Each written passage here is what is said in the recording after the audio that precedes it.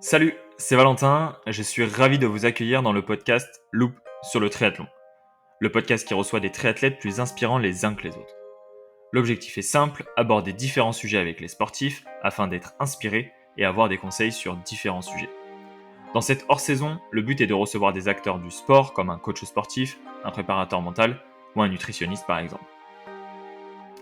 Et aujourd'hui, dans ce premier épisode, j'ai le plaisir de recevoir Benjamin, qui est préparateur mental et qui est connu sous le nom de Mental Attitude. Alors la préparation mentale, c'est un entraînement mental, comme on entraîne son physique, sa technique. Le physique, la technique, la tactique et le mental. Et pour moi, s'il manque un de ces piliers, c'est difficile d'être performant. C'est fait pour tout niveau, tout âge, tout sport.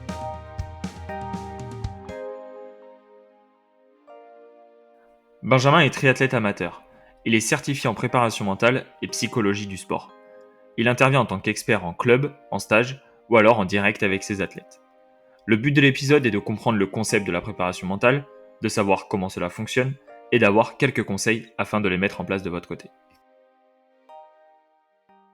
Hello Benjamin, je suis ravi de pouvoir échanger avec toi et je te souhaite la bienvenue dans le podcast Loop sur le triathlon.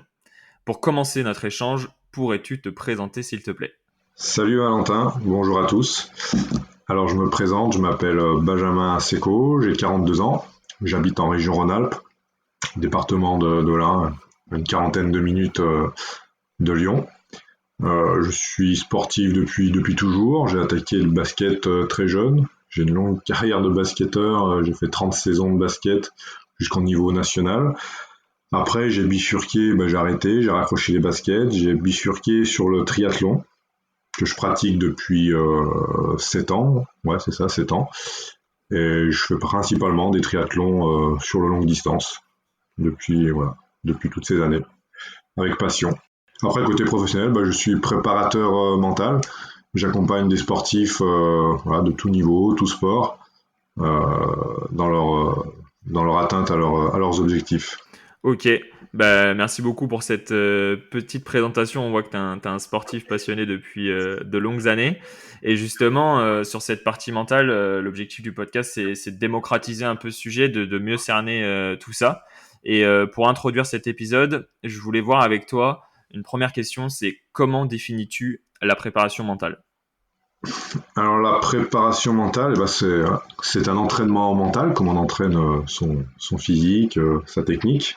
C'est un moyen d'optimiser la performance et le bien-être dans une pratique sportive, mais aussi dans une pratique professionnelle ou dans sa vie perso. Et le but, c'est de développer des habilités mentales et cognitives. Et aussi, le but est de rendre la personne autonome par la suite. Et justement, pour toi, quelle est la différence entre voir un coach mental et voir un psychologue ? Quelle est la différence sur ces deux gros pôles-là ? Ouais, c'est une bonne question parce que souvent, voilà, il y a un peu de flou, ou même moi, des fois, j'ai des sportifs qui me disent ouais, j'ai pas besoin d'un psychologue. Alors moi, je suis pas psychologue, hein, c'est deux métiers différents. Hein. Le préparateur mental, lui, il est là pour optimiser la performance et le bien-être du sportif dans sa pratique sportive, justement, grâce à des outils que propose la préparation mentale, avec aussi des échanges que l'on peut avoir ensemble. Donc c'est bien de l'optimisation de la performance, alors qu'un psychologue, lui, c'est plus de l'ordre, j'ai envie de dire, du médical ou de la santé mentale, voilà, pour traiter des pathologies, des fragilités, ou même des fois pour anticiper. Donc c'est vrai que en tant que préparateur mental, la frontière, des fois, elle est un peu fine, mais il faut faire attention à bien rester dans son cadre, dans son domaine de compétences. Voilà, moi concrètement, ça m'est déjà arrivé, je crois, une ou deux fois d'orienter un sportif vers un psychologue ou une psychologue, parce que voilà, il était en burn-out, ou alors il commençait à être en dépression. Et à ce moment-là, c'est le préparateur mental. On n'est plus dans l'optimisation de la performance, mais là on est dans la santé mentale. Et ça, c'est le rôle du psychologue. Et justement, sur ces sujets, pour mieux cerner vraiment la préparation mentale, je sais qu'on en avait déjà un petit peu discuté. Aujourd'hui, en France, ça reste quand même un sujet qui est encore peu démocratisé. Quelle est ta vision, toi, en tant qu'expert, par rapport à ce qui se passe aux États-Unis? C'est un sujet qui est assez implanté dans le sport. Du coup, quel est l'impact sur le sportif? Quelle est la part de la partie mentale par rapport à la partie physique? Comment tu cernes un peu tous ces enjeux-là par rapport à des pays comme les États-Unis, par exemple? Ouais, c'est vrai, comme tu l'as dit, on est quand même assez en retard, mais on y vient de plus en plus depuis des années. Voilà, le fait de travailler son mental, le fait, voilà, tout simplement un sportif de dire, bah, je travaille avec un préparateur mental ou je travaille mon mental.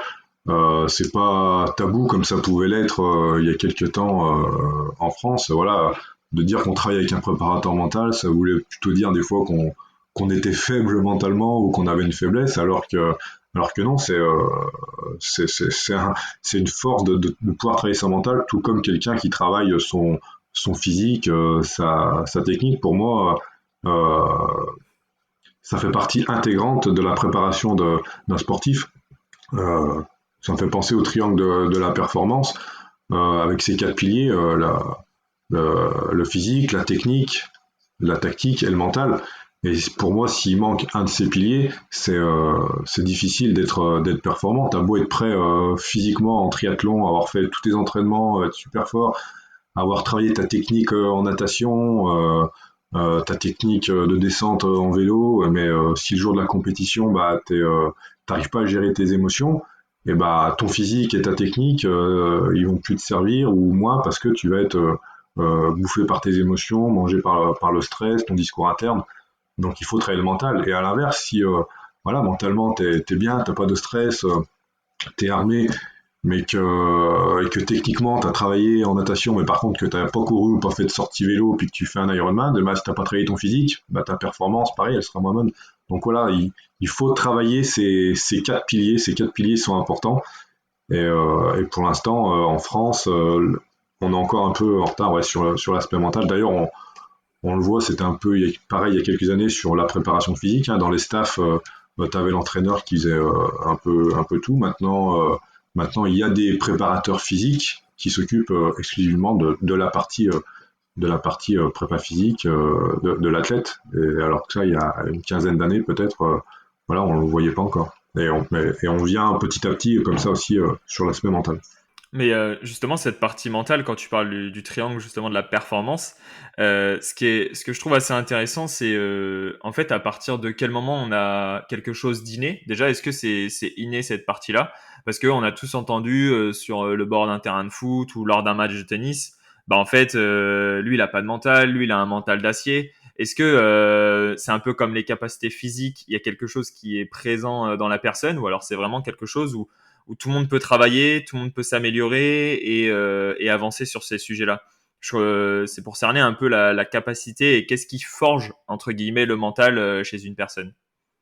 Ouais, c'est sûr qu'il y a des personnes, il y a des sportifs qui n'ont pas forcément sur un certain moment le besoin de faire de la prépa mentale parce qu'ils en ressentent pas le besoin, parce qu'ils sont pas gênés par le stress, et tant mieux, et c'est bien, mais il y a d'autres personnes bah, qui, eux, ont du mal à gérer leurs émotions, et ça se travaille. Alors j'ai envie de dire, n'importe quel sportif qui peut être fort mentalement, même si c'est un peu une expression où on met tout dedans, là, il est costaud mentalement, ça veut un peu tout et rien dire, mais mais à un moment de sa carrière, à un moment de la saison, on peut avoir besoin, voilà, de travailler son mental sur une période où on revient de blessure et on est dans le doute, donc la confiance en soi, et bien ça se travaille avec des outils en préparation mentale, avec l'aide d'un préparateur mental, ou alors sur des périodes, sur des plus longues durées, des personnes qui sont tendance à plus stresser, à être plus, voilà,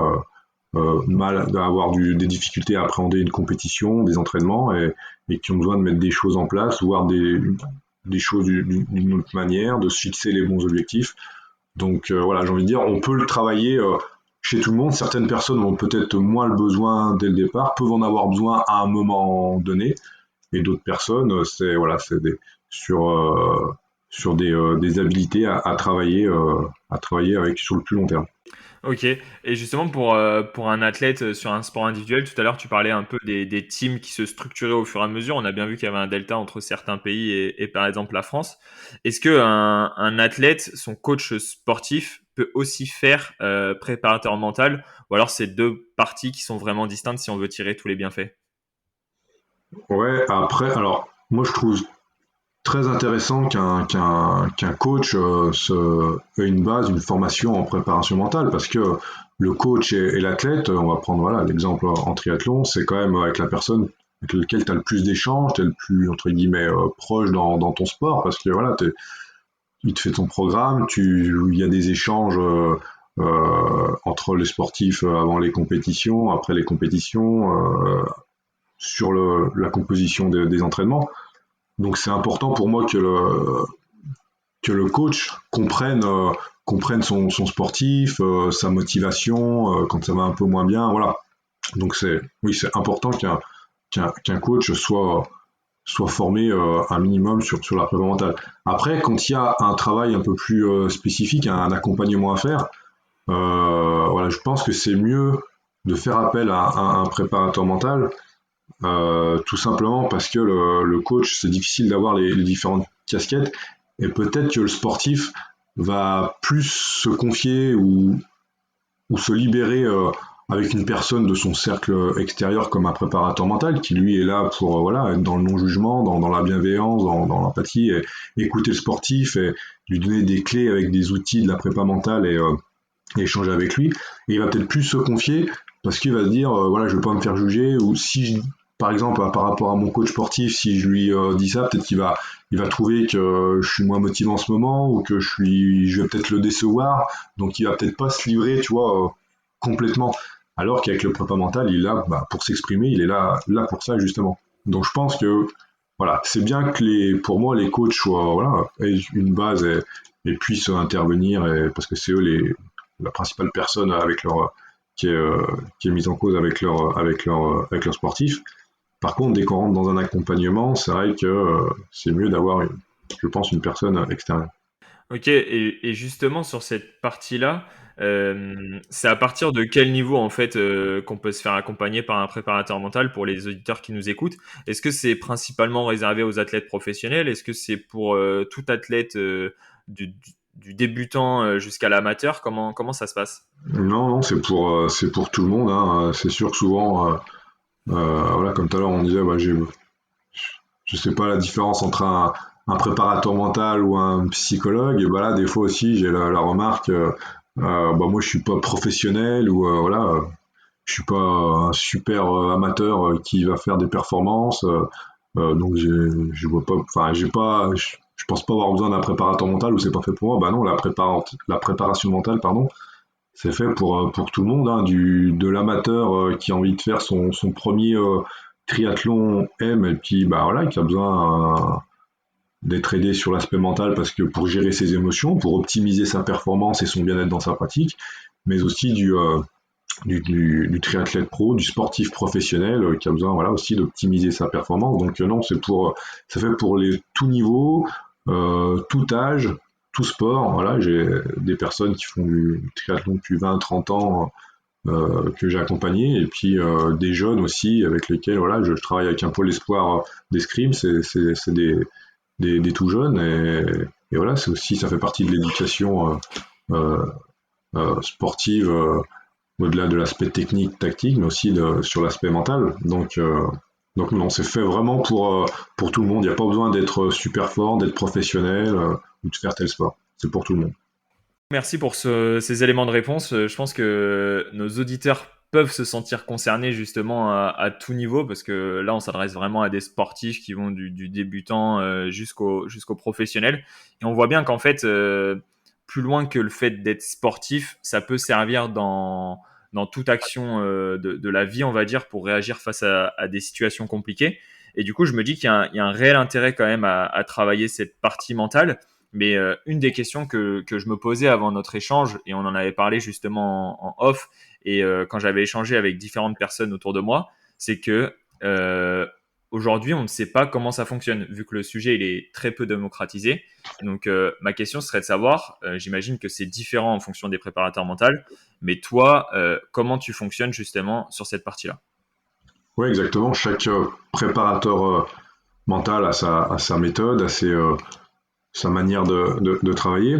Moi, me concernant, quand un sportif me contacte ou quand je suis mis en relation avec un sportif, dans un premier temps, on fait une première séance, ce que j'appelle une séance prise de contact, où déjà on fait connaissance, moi avec le sportif, on- moi je me présente, lui se présente, voilà, il faut que le feeling passe aussi, hein, la préparation mentale, quand on démarre un accompagnement, il faut qu'il y ait un feeling entre les deux, hein. Donc voilà, on échange, on fait connaissance, et puis après on entre dans le vif du sujet. Peut-être que le sportif a déjà, lui, mis le doigt sur un point qu'il veut travailler, la gestion de stress avant une course, le discours interne quand ça devient difficile, a tendance à lâcher. Donc peut-être que lui, il sait déjà certains points qu'il a envie de travailler.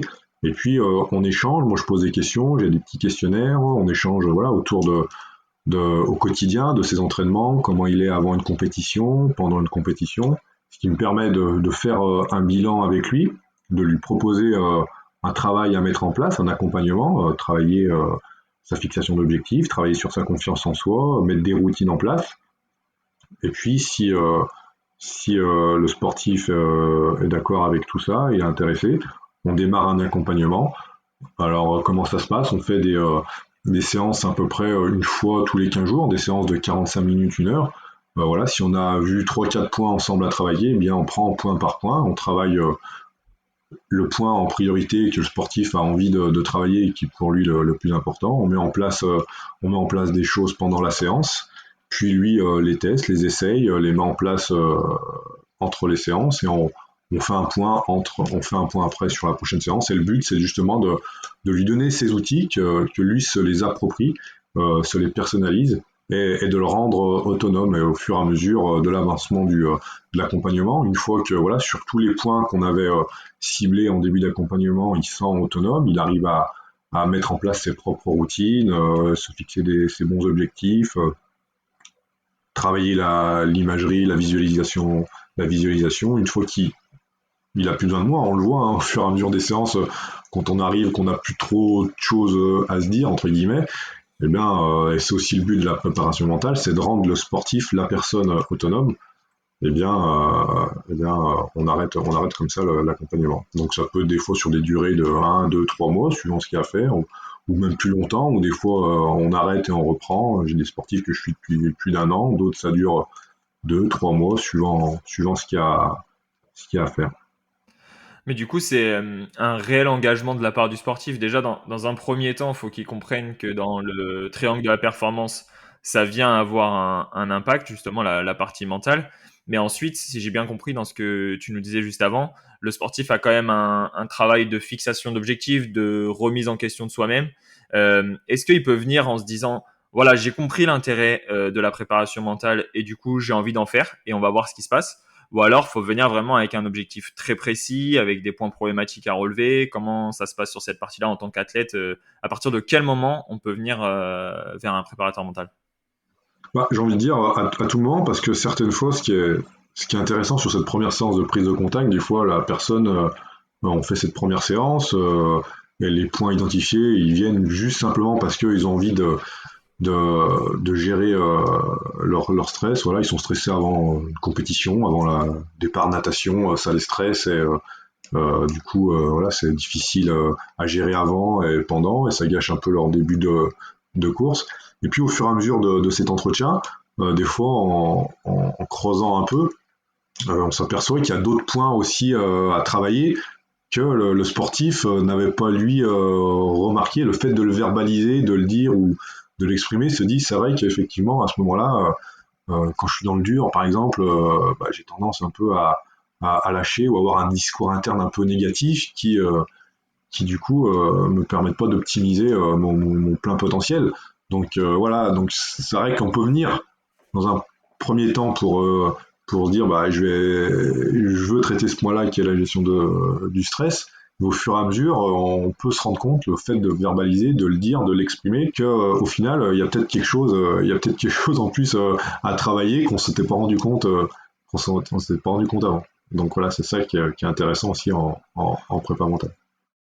Justement, est-ce qu'on arrive à mesurer un peu l'impact que ça peut avoir? C'est-à-dire que un sportif qui est coaché d'un point de vue physique, est-ce que en fait on arrive à mesurer l'impact de la partie mentale sur ses performances et ses résultats, que ce soit à l'entraînement et alors et aussi en compétition? Est-ce que ça c'est mesurable ou alors c'est assez compliqué à toucher?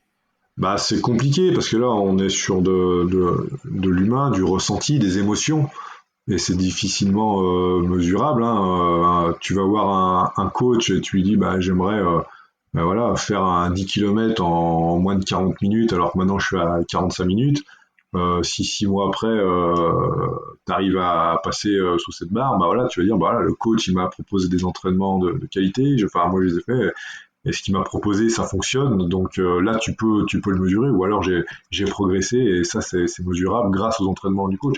Sur l'aspect mental, on est plus sur le ressenti, les émotions. Alors après oui, la personne au fur et à mesure de l'avancement, bah si il est venu te voir et qu'il était hyper stressé ou qu'il avait peur d'aller dans l'eau, ce qui m'est déjà arrivé, hein, de suivre un sportif qui avait eu peur de l'eau du coup et n'osait plus aller en eau libre et puis du coup ne faisait plus de triathlon. On a mis des choses en place et au fur et à mesure, quelques semaines, quelques mois après, il est retourné dans l'eau et a refait des compétitions. Donc là, tu peux dire oui, ce que tu as fait, ça fonctionne.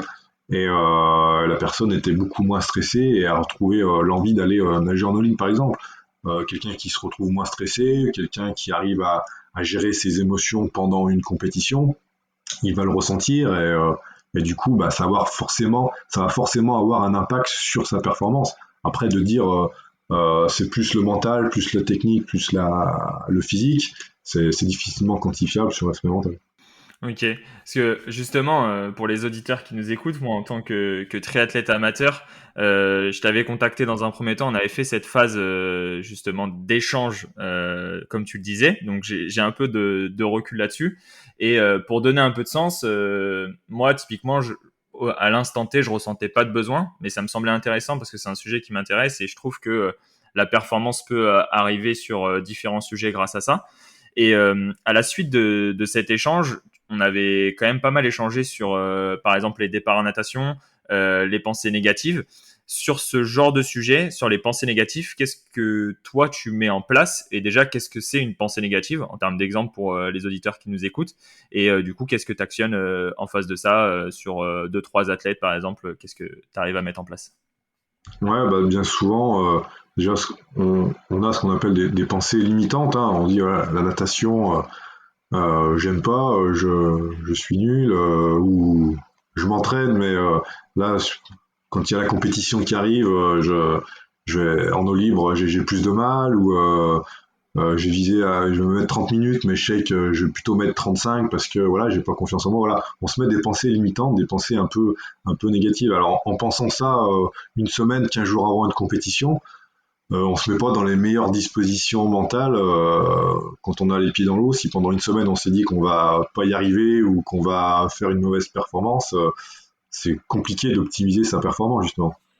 Alors, moi, ce que je propose souvent de mettre en place, c'est ce qu'on appelle la visualisation positive, envoyer du positif à son cerveau, se visualiser en situation de réussite, se voir arriver sur la compétition, voilà, être prêt parce qu'on s'est entraîné dur en natation, se voir nager, se sentir avoir des bonnes sensations, une bonne glisse, sortir de la natation, être content de sa nage, voilà, se faire un film positif, ancrer du positif.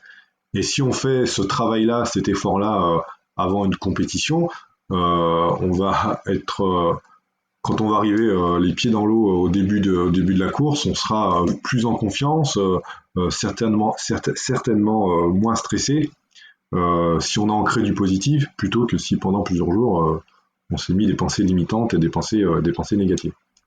Et justement, ouais, c'est sûr que vu comme ça, c'est ultra intéressant et on se dit il faut avoir que des pensées comme ça. Mais comment on travaille là-dessus? Parce que tout athlète, il arrive, il a eu un problème dans sa préparation, il y a un changement climatique qui va arriver, en fait, il n'avait pas prévu ça dans sa course. Du coup, ces pensées-là, elles arrivent.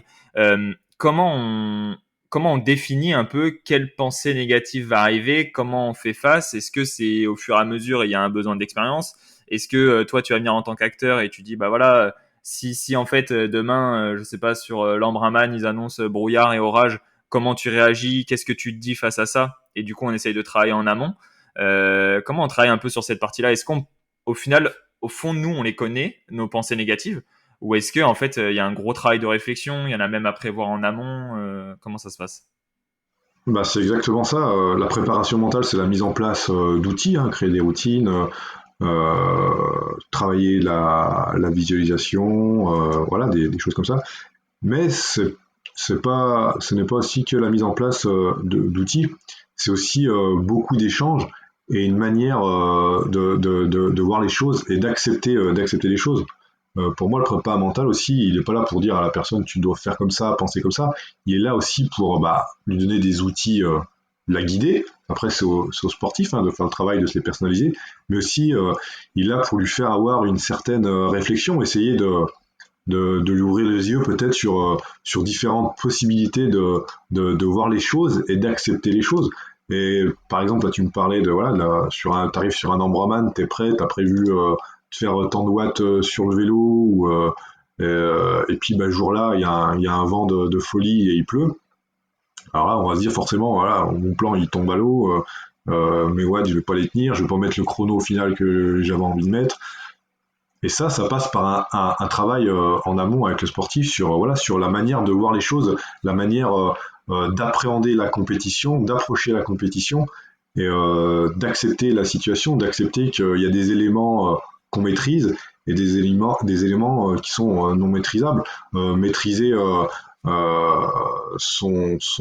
sa préparation, ça on le maîtrise. Maîtriser sa technique de natation qu'on a travaillé pendant des mois, ça on le maîtrise. Maîtriser sa forme physique, sa course à pied qu'on a travaillé pendant des mois, ça on le maîtrise. Par contre, il y a ce qu'on appelle donc des éléments non maîtrisables. La météo, on va pas le maîtriser. Les adversaires, ça c'est des éléments qui sont non maîtrisables et qu'il faut accepter. Donc arriver sur une compétition avec voilà des choses qu'on sait faire, qu'on maîtrise, se concentrer là-dessus, s'appliquer à les faire de manière correcte et du mieux possible, et après essayer de s'adapter aux éléments non maîtrisables. Il y a du vent, alors oui, tu vas pas tenir les watts qui étaient prévus, mais ce que tu vas faire, c'est que tu vas essayer de faire ce que tu maîtrises avec la forme du jour, la forme du moment, et accepter ça. C'est sûr, si tu pars sur le vélo en te disant bon je veux pas tenir mes watts, je veux pas faire mon chrono, ma course elle est fichue, bah oui, mais le vent il est pour tout le monde, hein. Il y a pas, le vent il est pas juste au-dessus de ta tête, donc il faut l'accepter et te dire ok, le vent il est pour tout le monde. Il y a du vent aujourd'hui, c'est comme ça, j'accepte. Ce que je vais faire ce que je maîtrise, je vais essayer de le faire du mieux possible et donner le max de moi-même avec les éléments du moment. Et ça, c'est un travail qui se fait aussi, voilà, en amont avec le sportif. Ok, et j'imagine justement que ce travail-là, en fonction des athlètes et des personnes, il met peut-être un petit peu plus de temps. C'est comme la partie physique. Certains athlètes, ils vont faire les mêmes séances, ils vont pas avoir la même partie de progression. Et sur cette partie mentale, justement, de dire, bah voilà, le vent, il a pas d'impact. Est-ce que toi, tu as déjà vu des athlètes où, au bout de la première fois, de la première course où ça leur est arrivé, eh ben, ça a tout de suite marché parce que mentalement, ils étaient prêts et ils ont réussi à l'actionner. Est-ce qu'il y a des athlètes où ça va mettre beaucoup plus de temps à se mettre en place, ils ont besoin de vivre plusieurs fois de l'expérience? Comment ça se passe sur cette partie-là et cette partie réaction, on va dire, un peu humaine? Ouais, bien sûr, il y a la partie expérience hein, qui a un rôle important. Hein. Quelqu'un qui a déjà vécu plusieurs fois ces situations, voilà, il a peut-être un petit coup de pouce, un petit déclic pour voilà, en prendre conscience et peut-être plus l'accepter. Peut-être qu'un un jeune, il va avoir plusieurs expériences de ce fait-là, mais c'est aussi, pour moi, ça fait partie de la construction d'un sportif, avoir des échecs, des expériences un peu comme celle-ci qui permettent de se construire et de progresser. Et justement, c'est une base de travail qui est très intéressante, justement, quand il y a un sportif avec lequel tu as déjà échangé là-dessus, et puis qui se retrouve face à cette situation en compétition, mais malgré tout qui a du mal un peu à la gérer, bah, c'est important de derrière de débriefer, de lui faire prendre conscience que voilà, il a vécu cette situation, que peut-être il n'est pas encore prêt ou il n'est pas encore arrivé à accepter, à mettre en place des choses pour voilà, se concentrer sur ce qu'il maîtrise et rester dans son tunnel de concentration pour exclure tout ce qui n'était pas maîtrisable. Et ça fait partie aussi de l'expérience et de l'apprentissage, d'avoir une échec, une aventure comme ça, et bien l'important c'est d'en tirer il y a toujours du positif à en tirer, d'en tirer les leçons, les conclusions, et puis bah, de les corriger au fur et à mesure pour progresser. Donc oui, il y en a certaines personnes, suivant l'expérience, suivant comment ils acceptent les choses, mettent moins de temps, d'autres ça peut prendre un peu plus de temps. Et justement, sur cette question et cette réponse, on voit que l'expérience peut être un côté positif, un avantage pour l'athlète, mais je m'étais renseigné sur différents angles, et typiquement la partie souvenir. Là, pour quelqu'un qui a de l'expérience et par exemple a vécu un échec toujours au même endroit, par exemple, je m'étais pas mal renseigné sur le mur des 30 km au marathon. Quelqu'un qui a fait 3 marathons l'a vécu 3 fois. Il a de l'expérience, il a vécu ce mur-là. Est-ce que la partie souvenir a un impact aussi sur la partie physique, et ça, c'est associé à la préparation mentale? Ouais, c'est sûr qu'on a tendance à peut-être à faire ce qu'on appelle un ancrage, hein, si au fond de toi, tu as ancré le fait que dès que tu fais un marathon au 30e kilomètre, tu te manges le mur, ouais, c'est sûr que ça va être difficile à gérer, ça va générer du stress, un peu de peur, même si voilà, on maîtrise pas tout. Mais après, si tu as rencontré, si tu as eu cette expérience à plusieurs fois, ce qui est important, c'est voilà, d'en tirer de faire un débriefing derrière avec ton coach ou un prépa mental, et puis avec le prépa mental, de voir les choses qui ont été positives, et puis les choses qui sont à mettre en place pour les corriger. Peut-être que il y a eu sur l'aspect alimentation quelque chose que tu avais moins bien fait ou moins mis en place, donc peut-être tu l'as corrigé, peut-être il y avait sur l'aspect physique, le contenu des entraînements, ou je sais pas, c'est pas mon domaine, mais voilà, et ça c'est aussi le but d'avoir des expériences comme ça, comme tu l'as dit, avec de l'expérience, c'est bien d'avoir ces souvenirs-là, mais il faut à chaque fois en tirer des choses pour pouvoir les corriger, les affiner et progresser au fur et à mesure. Donc, faut pas que ça soit quelque chose qui dit, bah, à chaque fois que je fais courir un marathon, non, je prends le mur, bah, voilà, ça t'est arrivé, bah, pourquoi? Et qu'est-ce que tu vas mettre en place derrière pour le corriger, pour prendre de la confiance, pour être mieux la prochaine fois, et peut-être moins l'avoir, ou plus du tout l'avoir. Ouais, donc en fait, on voit qu'il y a quand même une partie mentale qui est très forte, qui est à travailler, qui est un peu présente chez l'athlète. Et comme tu disais tout à l'heure, il y a des méthodes à mettre en place. Pensée négative, on vient mettre une pensée positive en face. Toute la partie souvenir, réaction de l'athlète. Tu as parlé à 2 reprises de la partie routine. Qu'est-ce que c'est réellement mettre en place une routine? Est-ce que tu as un exemple avec des athlètes ou toi en tant qu'athlète? Et quel est l'impact que ça peut avoir sur l'athlète le jour de la compétition, par exemple? Ouais, bah, une routine, c'est le fait de mettre des actions, des pensées en place de manière régulière pour voilà, se mettre en confiance, par exemple, avant une compétition, ou alors une routine de performance qui permet voilà, de pouvoir peut-être gérer ses émotions quand tu es dans ta compétition, quand tu as justement ces pensées un peu parasites qui arrivent en disant je suis nul, j'y arrive pas, j'ai envie d'abandonner, bah peut-être si tu as travaillé en amont une routine avec ce qu'on disait tout à l'heure, des pensées parades, dès que tu as des pensées parasites, mettre en face des pensées parades, des gestes parades aussi, ça peut exister, hein, se taper sur l'épaule, c'est le moment où tu te dis que voilà, tu t'es entraîné, tu as des pensées positives que tu as travaillé en amont, voilà, c'est mettre une routine de performance face à ça, et une routine aussi avant les compétitions. Je pense qu'inconsciemment, on en a peut-être tous, hein, c'est le fait de faire les mêmes choses qui nous mettent en confiance, aussi qui nous occupent l'esprit pour justement plus penser à toutes ces choses un peu parasites qu'on pourrait penser. Et voilà, pour citer un exemple, bah, je vais prendre au basket par exemple, j'avais cette routine de faire 5 shoots tout le temps au même endroit, au même terrain. Et en fait, ça me permettait de d'avoir cette routine, de dire, bon, ok, j'ai mis mes shoots, je suis confiant. Et puis pendant que ce temps que j'étais concentré à mettre mes shoots au même endroit dans le même ordre, et ben, je pensais plus au fait de penser à ce qui allait se passer ou à stresser au début du match, voilà, ou des choses comme ça. Ok. Et du coup, ça, tu le mettais en place, mais imaginons tes shoots, tu les mets pas. Comment tu réagis face à ça? Est-ce que tu avais une autre pensée parade après, ou alors tu disais non, toi qu'il arrive, en fait, je vais les mettre. Ouais, non, après, c'était des choses faciles à réaliser. Il faut que dans une routine, il faut que tu sois sûr de la faire. Par exemple, quelqu'un qui a une routine d'avant-course, avant triathlon, qui va faire des élastiques, qui va se visualiser de manière positive, qui va manger une barre, et puis voilà, c'est des choses qu'il va pouvoir mettre en place dans sa routine pré-compétition qu'il va réaliser.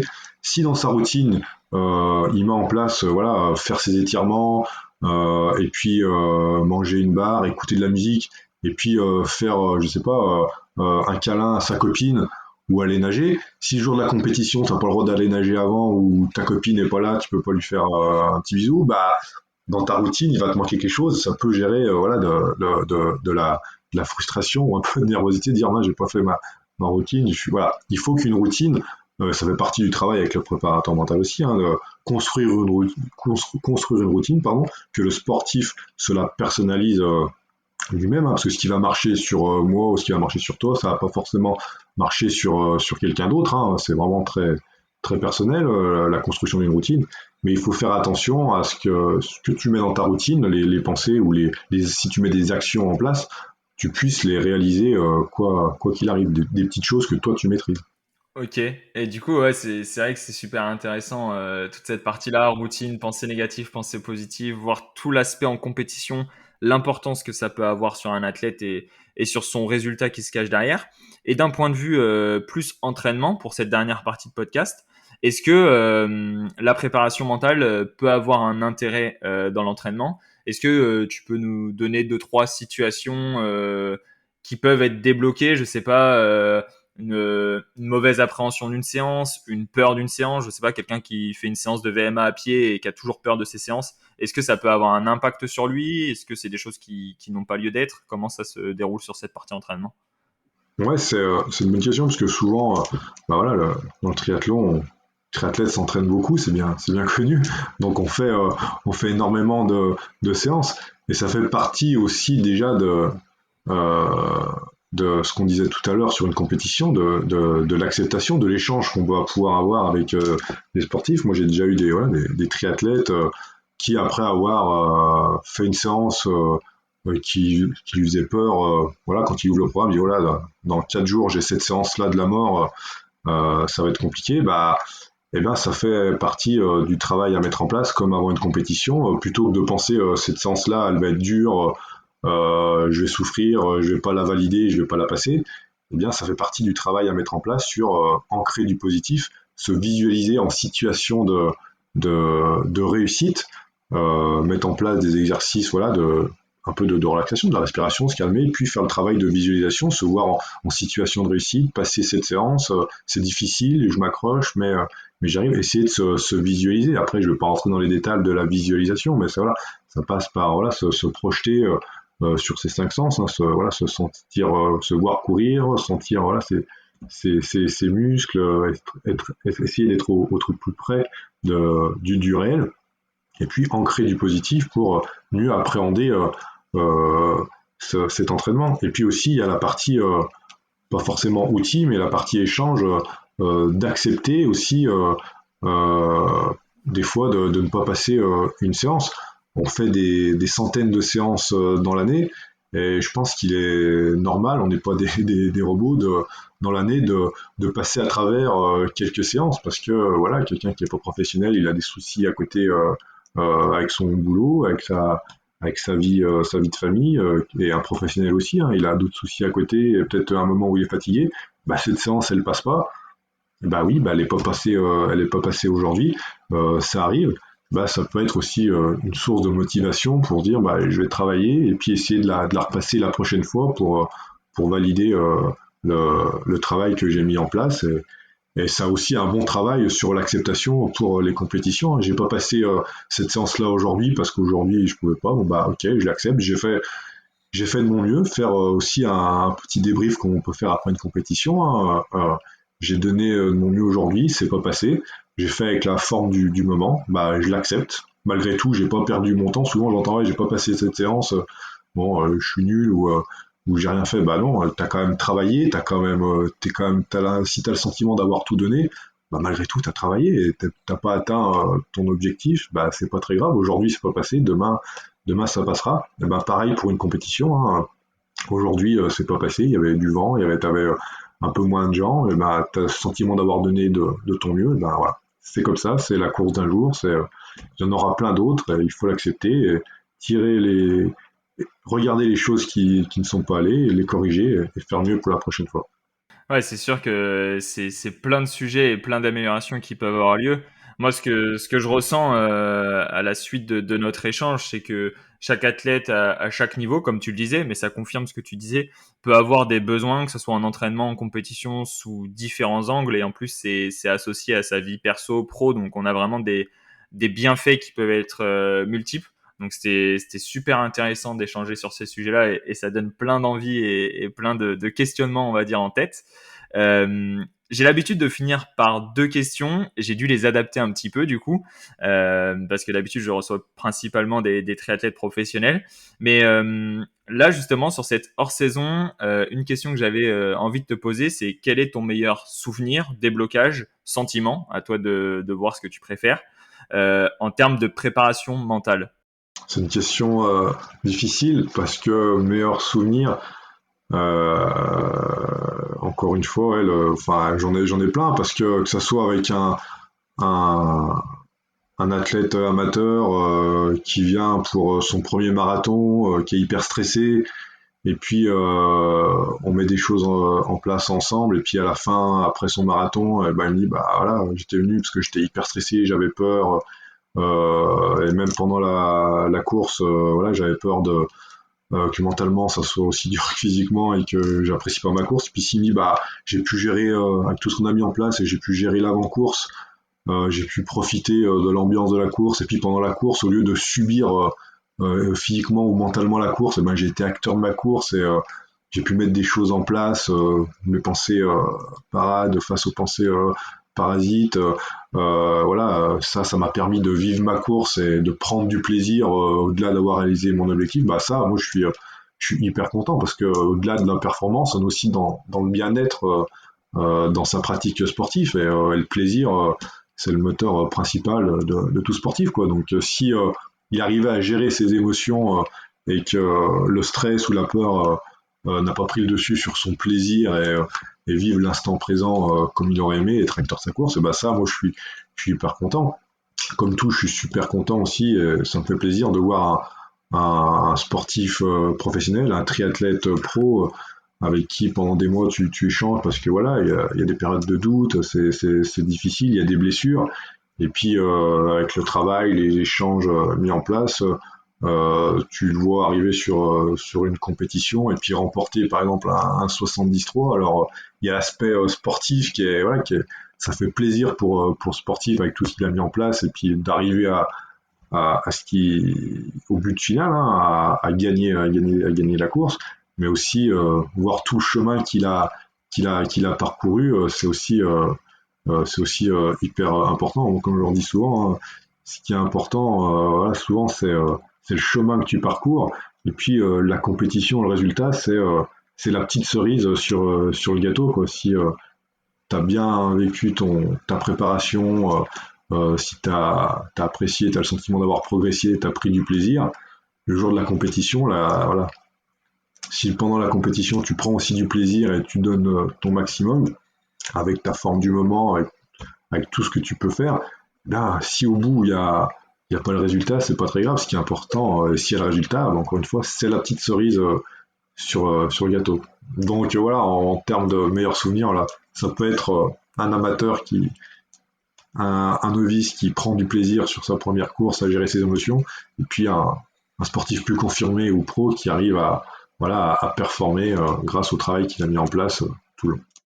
Bah, merci à toi, c'est super intéressant d'avoir ce retour et puis de voir que toi, tu as les deux côtés en tant qu'athlète et préparateur mental.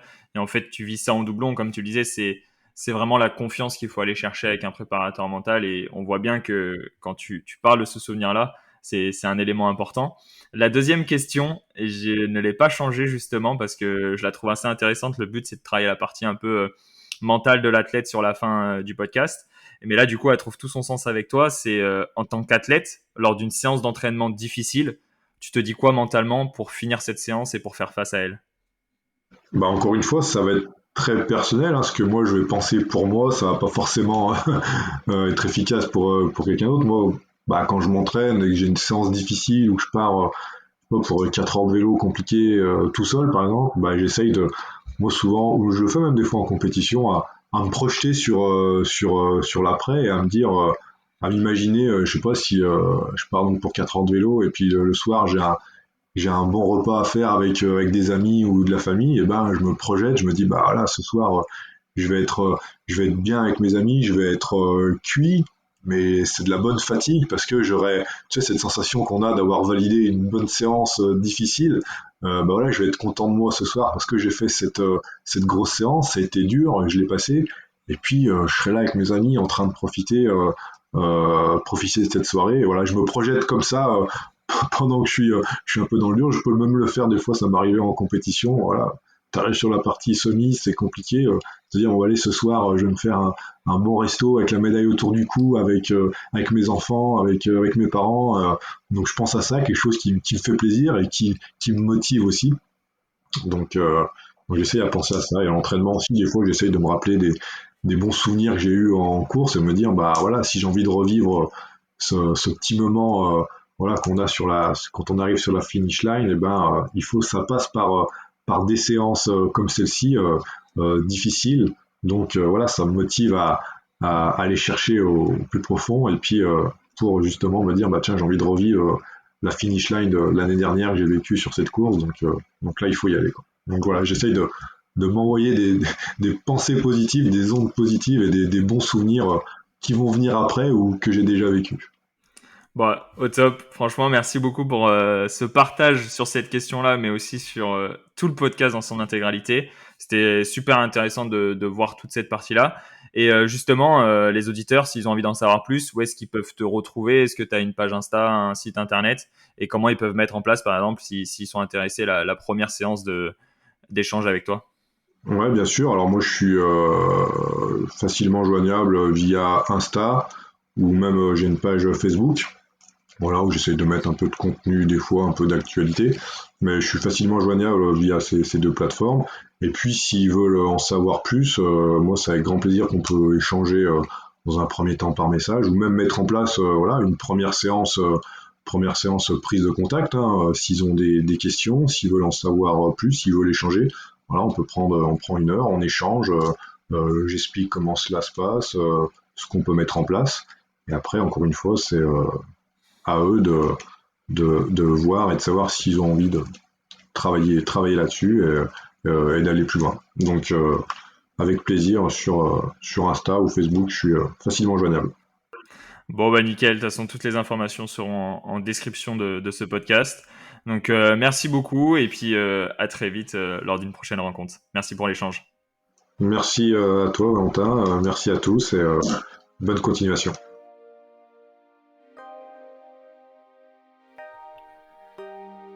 Merci d'avoir écouté cet épisode jusqu'au bout.